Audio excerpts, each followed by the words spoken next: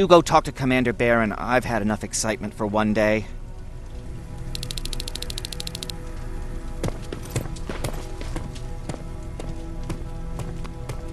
Hey, are you alright? We just got the news about the attack. They're getting closer, aren't they? Hey, glad to see you alive.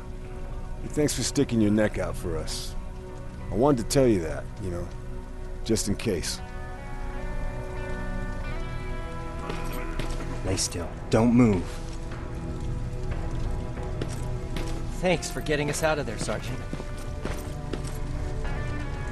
What's up? I know you're busy, but I found something. Something I think you'll like. A tape from back in the day. I want to play it for you, but my boombox is busted, so if you're out there and find one that works, bring it to me, okay? Can't you ask Jennifer or one of the other scavengers for help? I already did, but they couldn't find anything. Just think about it, okay?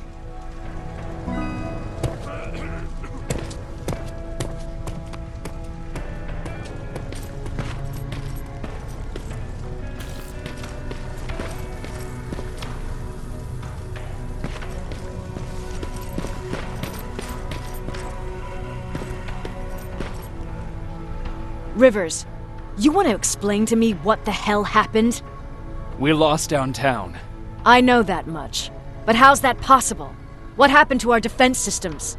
Alvin says one of our soldiers came with an order directly from you to reset the target settings for non-lethals. He said what? Alright. This is what I want you to do. Find whoever is responsible for sending that order. All the messengers have GPS tracking, so we're keeping tabs on their location. Find them and bring them to me. Understood.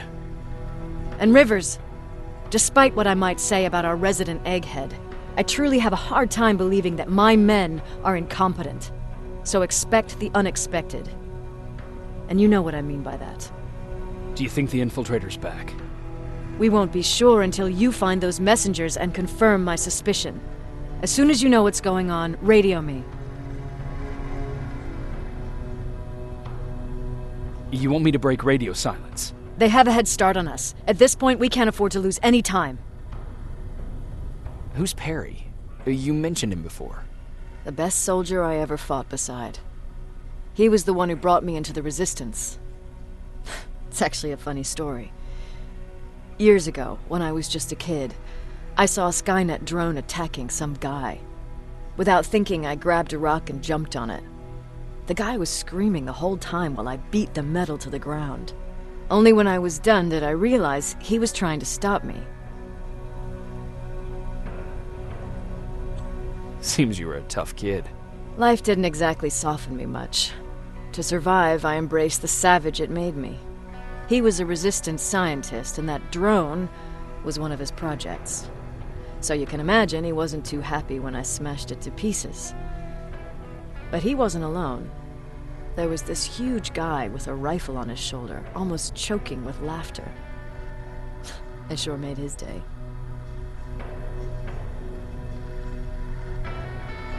That huge guy. Was that Perry? Yes, it was. Commander Perry was in charge of this division before me. That scientist later told me that was the first time he ever heard Perry laugh. Somehow, Perry and I connected. He taught me how to channel my anger and get it under control. He introduced me to Connor, and that's how I got to the 132nd. Whatever happened to the scientist? He was always doing his experiments, trying to outsmart Skynet. One day he fucked up, and because of that, he's no longer with us. I'd never thought I'd be reminiscing about the day I met them. This may come as a surprise to you, but it was the first metal I ever destroyed.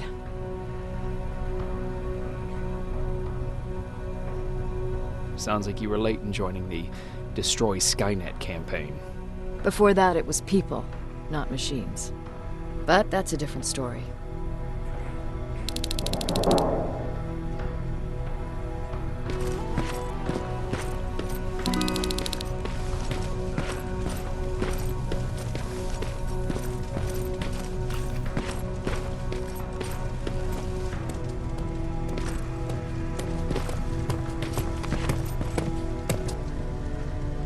Patrick, you're up? There are people who need help more than me. Anyway, I can't talk. I have to bring something important to Erin.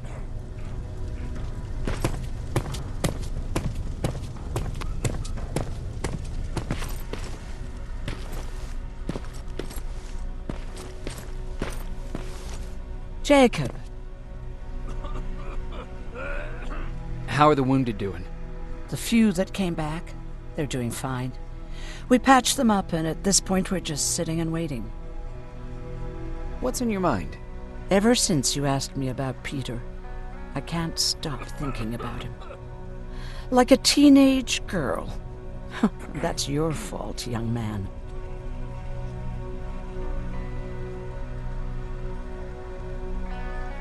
Have you tried looking for him? I've looked for him for a while. I went to the place where we said we'd meet if we ever got separated. But he wasn't there. Maybe it's stupid. Maybe I should stop thinking about him. He's probably dead by now. God knows he can't take care of himself. Do you want to find him? Sometimes I think I should drop everything and go. I would get an earful from Baron, but she's nothing I can't handle. Anyway, what I didn't tell you before is that during Judgment Day, I lost a child. Our child. I don't know if it would have happened anyway, but I like to blame the machines for that. I think that Peter felt with Taylor we were given a second chance. God, he's still out there waiting for me, isn't he? Probably sitting in his rocking chair back in our house in Hollywood Hills. Oh, where the hell are you, Peter?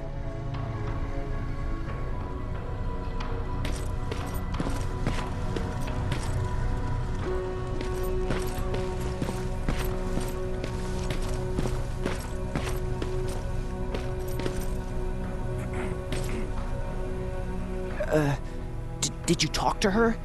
Is she mad at me? If I follow her orders, then I'm a bad guy. If I don't follow her orders, then I'm a lousy, incompetent egghead without a spine. There's no winning with her.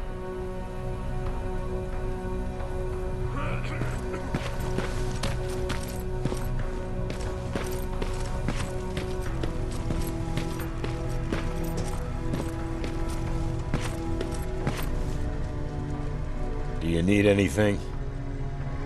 Can I see your hardware?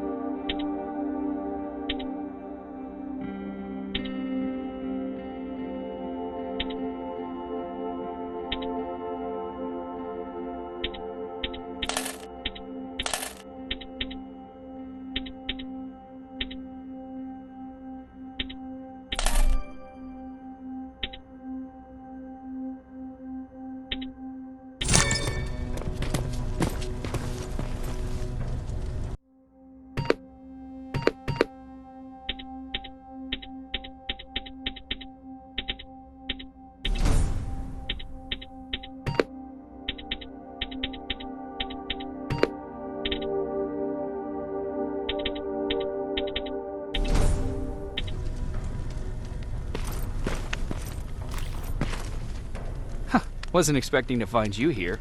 You always seem to be out these days. Yeah, that's true. Lately, I've been making extra runs to stock up on resources. The truth is, I was even thinking about leaving. But right now, I'm just waiting for my team to head back to downtown to look for other survivors. Let's hope there still are some. I see that Patrick's doing better. He is. He's a fighter. Certainly has more courage than I do. Why did you want to leave? In the face of what's going on now, it will sound stupid, but it just got to be a bit much, you know? With Patrick hurt, I started to wonder if I'm even doing him any good by sticking around. I've been trying to protect him all this time, but I couldn't. I've proven that much already. First in Pasadena, then at our hideout. I was thinking that maybe he'd be safer here at the shelter. But don't worry, I changed my mind since.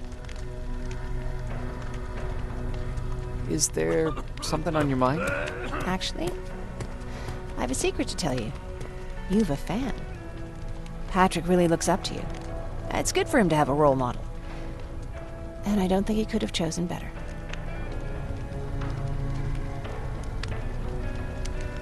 Thank you. It means a lot. Are you kidding? It's the least I can do for helping us all this time. If you hadn't found us back in Pasadena, I don't know what would have happened. Well, actually, I do. Exactly what the others said would happen. People were talking about the Annihilation Line months before it came. My father, of course, tried to turn it all into a joke.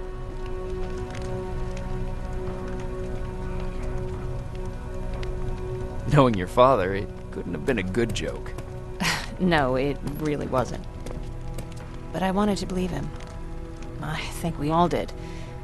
He tried very hard to keep everyone from worrying.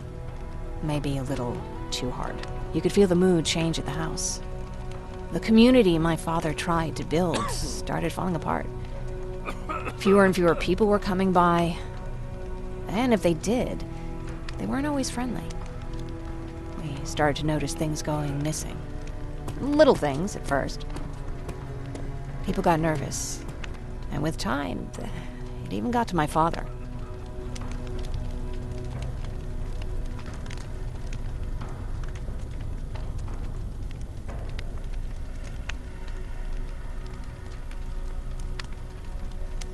Did it ever get to you? Of course it did. For the first time in my life, there were only the three of us at the house. After a while, my father changed the sign from welcome to beware. He put a lock on the door and started carrying a shotgun. I didn't even know he owned a gun. He always said he didn't believe in them. I wanted us to leave our house and run, but he didn't want to listen.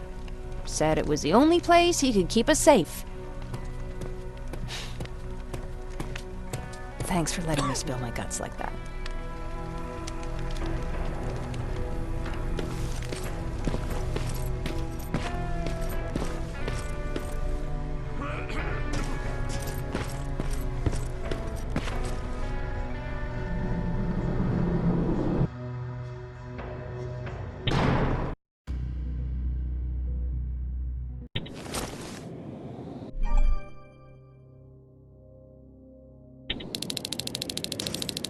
Okay, I'm seeing 2 GPS trackers. Those should be our guys.